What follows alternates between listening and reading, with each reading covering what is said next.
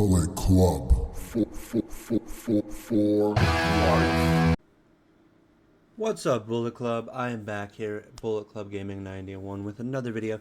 This one's going to be more an informative video. If you've watched any of my videos in the past or you follow me on my TikTok channel, you know that I'm a big advocate for rules and regulations and keeping gaming and also protecting people, both adult and child alike, from predatory practices and bad behavior practices pushed by the modern content creator or influencer in gaming. Well, we got a huge W and a big potential start. Many other people in the UK, in Europe, and even in Asia have started to make moves towards this, but we got a big ruling from the European Commission. The Commission and National Authority is taking action to protect children from harmful practices in video games. Now, oddly enough, this wasn't brought on by one of the super big video games that you would think, like a League of Legends, an Overwatch, a Marvel Rivals, a Madden, a 2K. No, this was brought in by Star Stable Entertainment AB, which is a child's horse stable barn racing and grooming video game. But what this means, as things like premium currency that you see in a lot of modern video games and free-to-play games are now technically illegal in the UK, in the United Kingdom, and in other areas of Europe. Essentially what this means in the practice is when you buy a currency, let's talk about Riot Games and League of Legends, which is one of the big ones a lot of people are talking about. When you buy premium currency and you buy Riot points or RP, and you go in there with the other types of currency that is in that game, the conversion rate, the FOMO, and other aspects of the game are a driving factor that cause children and adults alike to develop crippling addictions to gambling mechanics, gambling ideologies, as well as constantly always feel like they're not going to be able to buy that next skin or that next bit of currency, or if they have, let's say, 400 points in their wallet in the video game, and then they want to buy the next 1,200 point skin, they're going to think that they're going to get a deal by buying lesser. But with the way that premium currency is, for every $5, you're only getting 450 in points conversion rate. So with this new law, it means a lot of those practices and those behaviors are going to have to go away or be better disclosed or be one-to-one on parity with real-life currency. And that's a big deal and a huge problem for a lot of these people in this situation and how it works. Because when you use things like V-Bucks, Riot Points, Robux, or you use Eternus, Lattice, or any other form of digital currency, it gets lost because the one-to-one euro, the dong, yen, US dollar, whatever form peso, whatever form of currency you use, when it goes through that conversion rate, there's no one-to-one, there's no cost of inflation or regulatory limit that these companies have to follow or hold in accountability for what they do and how they choose to practice. Well, with this going forward, it's going to make that more possible. Where, let's say if you get 750 points, they have to legally disclose that that is $5 in total. You think you're getting $7.50, but with the conversion and the stick rate and the inflationary rate, you're getting $4.50 to your $7 and whatever else what have you, or 450 points to your $5. So they have to disclose that and make it public that, hey, you're not getting a full $5, and that $12 skin that you're wanting, which in League of Legends is $13.50 for RP, that $12 skin you want, that 1,000 RP you just bought for $10 is not $10. And everything else of the like, as we're now, that $10 will equal the $10. If it sounds like I'm a little bit lost, I do apologize. I'm trying to speak as general as I can and give you a reference of how it works, so bear with me. I'm doing the best I can. Additionally, within this gigantic statement and what's being talked about here, this is a direct appeal to children in advertisements urging them to buy or persuade adults to buy them in-game currency or items. In the United States, if you're an 80s or a 90s kid, you understand something very similar to this with television, cartoons, and movies during that time period. Transformers, Teenage Mutant Ninja Turtles, G.I. Joe, Barbie, Thundercats, whatever else what have you. There is a thing known as the CTA, the Child Television Act, and there was an act previously that kind of disclosed and talked about this, But the Child Television Act is the big one that we're going to talk about in this instance. What that act specifically states is your television program, your kid's television program, if it's on between the time period of 6 a.m. to 3 p.m., specifically around that time frame and that time block, I'll have a more accurate example posted here in post editing. But when you're in that time frame, you cannot produce a cartoon, a show, or a series that is specifically meant just to sell children on a product. And to give you an example, let's take G.I. Joe, because that was the big one. G.I. Joe was really huge during the 80s and the early 90s. An episode of G.I. Joe would progress and say, hey, Joes, let's buy this Sergeant Big Boy Duke. And this Sergeant Big Boy Duke and his new power armor are going to take down Cobra Commander. But we need to get into the Joe-mobile, which Duke is the driver of. And that would be how the show progressed. Sure, you'd have a beginning, middle, and end where they defeat Cobra Commander and some of the underlings and everything else in that, but it'd just be a walking, talking, living, breathing advertisement for children. The CTA Act took that away and said you can no longer just disclose that you're a living, breathing, walking advertisement. You have to provide some sustenance, if not also education within your show, which is why towards the later end of G.I. Joe's run, you would have Joe Facts, The More You Know, stuff of that nature. And same with those other shows like the Don't Do Drugs movement, Winners Don't Do Drugs, everything else. So that whole movement and that whole push was because of the CTA and other acts of the like.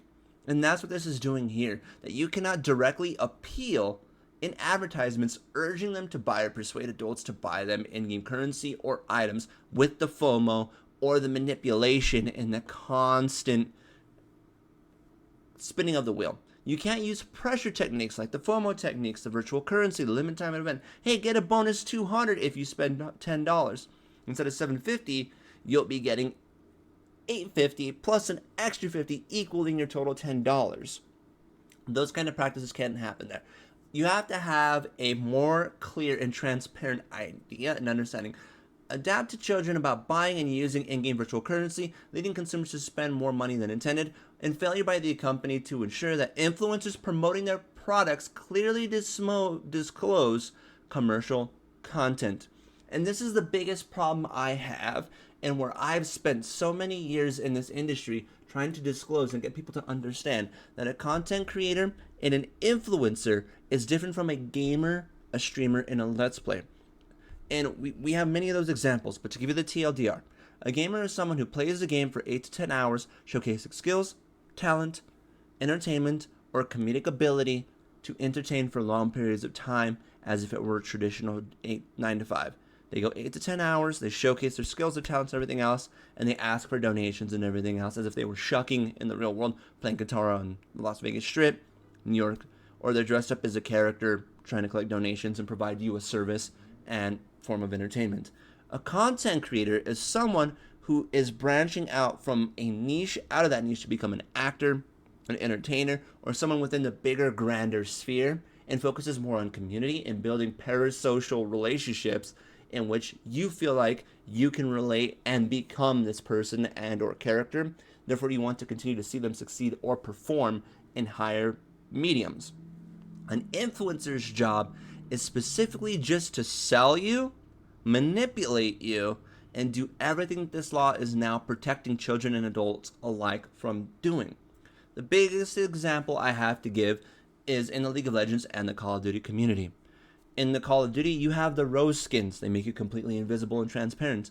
You have influencers in the COD community trying to sell you and dictate and create a meta and create the illusion that no other gun within the ecosystem is viable other than this one SMG or this one assault rifle and or sniper rifle. Thus, making you feel like you're missing out and you're not playing the game in the appropriate way it was intended because said influencer or content creator told you so. That will now be illegal in the UK. And do not unduly influence children with their marketing techniques. Like, hey, use creator code JimmyJack69. Get this skin. You're going to be invisible to everybody else. You're going to see your win rate go up 62%. Also, don't forget to match it with the MP7 and the M24 sniper rifle, because if you don't do that, you're not playing the meta. You're not going to get as many kills. You're not going to get as many victories. And if you want to get those victory royales or these chicken dinners, or you want to be the best on the Warzone map, use my creator code, buy the Rose 3.0 skin, buy these guns, and make sure you're playing the meta so that way you see the increased skills and ability, and you do everything else one-to-one just like me. Remember, Jimmy Jack 69 community, those kind of tactics are going to become illegal now. Additionally, what this is trying to tell you and go on and everything else is that all these questionable practices have shown that there are many violations between the age group of 5 to 18.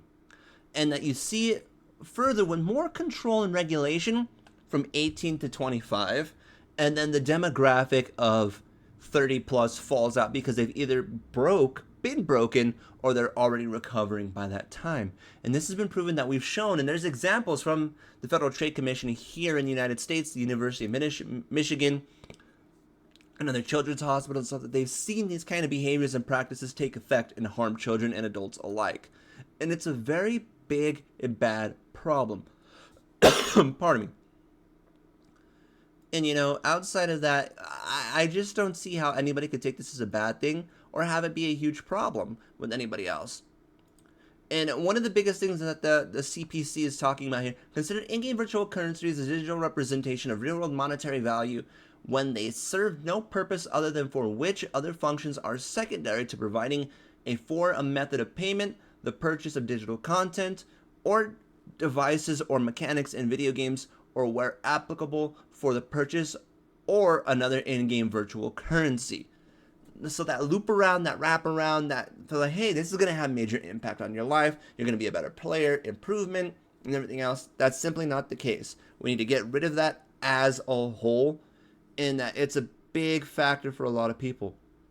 Where you don't see this really work and become an issue is in like World of Warcraft and stuff of that nature, where there's a one-to-one reactionary basis where, yes, you can buy actual gold in WoW with IRL money, but you still earn gold in the game.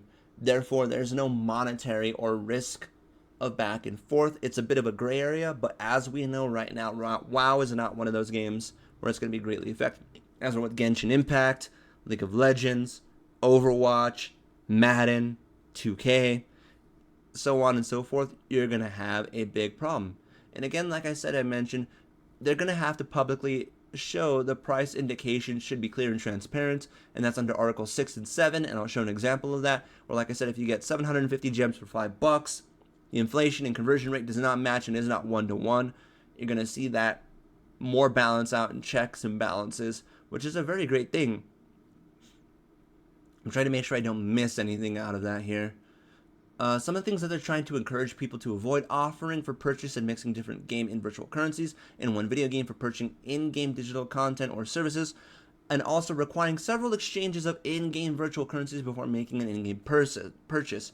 And like I said, that goes with a lot of games, specifically Marvel in this case, where you spend your money, it goes to Lattice, it goes to Eternus, and then it goes back to Lattice, it goes into your many forms of currency, and then you buy a skin, or you put it into your battle pass, or you put it into, like in League of Legends, your shards, your legendary currency, and stuff like that, to where it should be a free option, and it is a free option, but you could pay to win and pay to advance the scale and tip it more in your favor.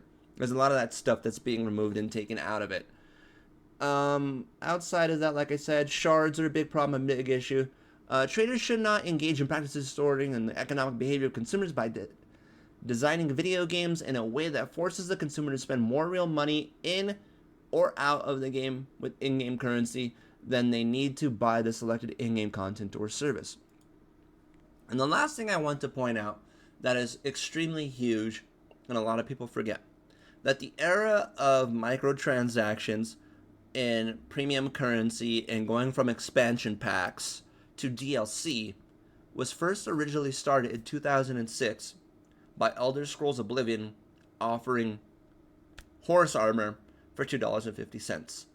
I know a lot of you modern gamers, a lot of you younger gamers, don't even know anything outside of a lot of these games and stuff that we're referencing and talking about. But it's a huge issue because they were the pillars of foundation for the way modern gaming is set and built today, and everything else of that like. And it's terrible to see that happen, that, you pay $29.99 for an expansion and you get a completely brand new game on top of the existing game. As we're now, they can say, well, it's a DLC, but it's a completely new game and we're going to sell it as such as well. For example, from Spider-Man to Spider-Man Miles Morales to Spider-Man 2. Yes, it's an expansion, but it's also a paid disc DLC. Do you see how there needs to be more discrepancy and transparency placed in that? Well, yes, Phantom Liberty is a completely new game, but it pillars off, it gets muddy, and I'm talking about Cyberpunk with that one. And another example of where it works is, hey, we have a spin-off game. I'm a major fan of the Yakuza franchise and the Yakuza series. I played almost all of them. I did not finish 7 in Infinite Wealth. Forgive me, I'm not a turn-based guy. I've been trying, and I play them when I can with my wife. But we hopped on immediately for Pirate Yakuza because she loves Majima. I love the old style Yakuza playstyle, and that game is a spin-off. It tells its own independent story, but it's still intertwined and interconnected with the rest of the Yakuza games for Majima as the main character. And it's a spin-off within the same world. It's not a DLC, it's an expansion. It's a spin-off game that you could purchase, play independently, enjoy the story, and not know who or what Majima is, but if you want to learn, you have incentive to go buy the other games. But you're not forced to. As where with Spider-Man, if you don't play Miles Morales, you might miss out, or you might not know the full story of Spider-Man 2 and why Peter Parker is taking a backseat to further build Miles Morales as a character and as the new Spider-Man.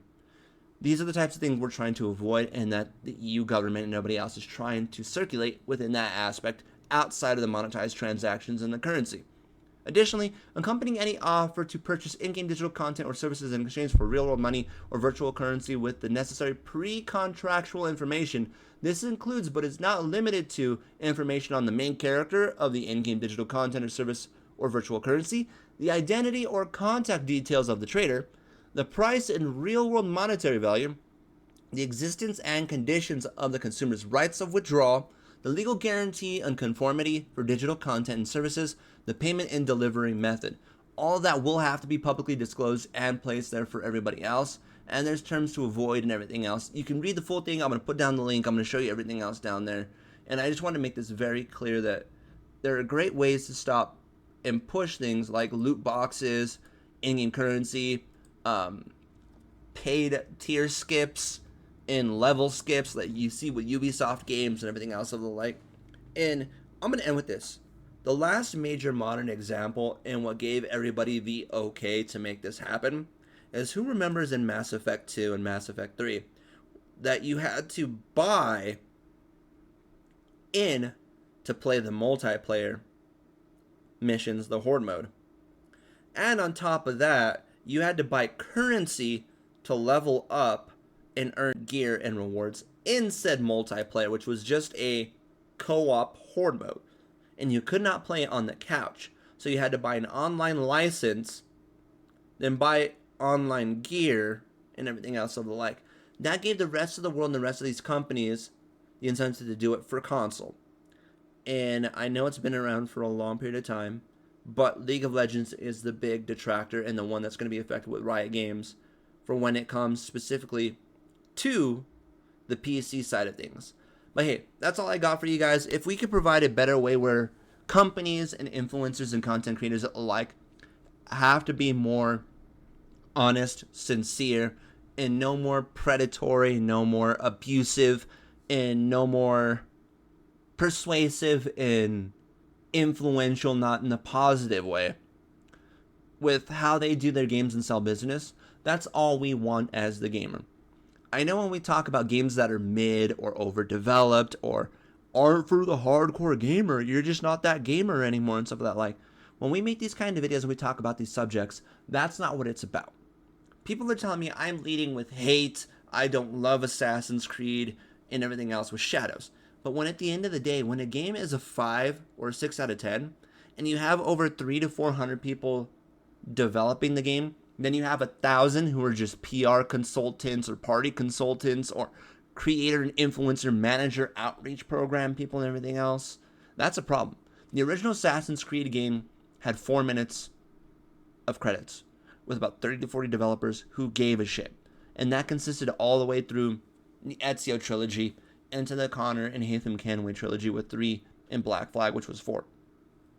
After that, all we saw was quality dip, quality dip, quality dip, and then a brief return to form, which a lot of legacy media will say, oh, Shadows is a return to form. No. It's getting there. Mirage was a good start, but they fell back on it because they wanted Shadows to be like Odyssey and like Origins. But we're not leading with hate. We're not all racist, sexist, bigoted people. We just want to afford our kids, your kids, our nieces and nephews, and our younger generation of gamers to go back and to be able to enjoy games the way we did. Where if you bought a game, you were either stuck with a bad game and you used word of mouth to let your friends know not to buy this game, or you bought a really good game and you sing its praises and it becomes legendary throughout the playground, throughout the schoolyard, throughout the college dorms, throughout your life and your friends and family, and it made or broke a company. These days, we accept mid-slop, unfinished video games with predatory microtransactions left and right, like Shadows with pay $20 and reveal the whole entire map so you don't have to unlock everything by eagle diving. You're taking one of the core mechanics, albeit somewhat annoying in its modern take. That was cool. Going to the top of a building, doing an eagle dive and revealing the map was something you looked forward to in an old Assassin's Creed game. Now I can pay $20 and completely avoid that and see where everything is on the map.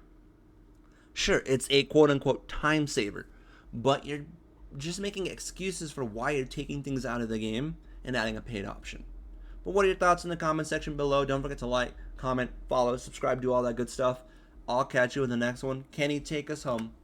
Goodbye, mwah, and good night, bang. I'm out, everybody. I'll see you in the next one. Bullet Club out.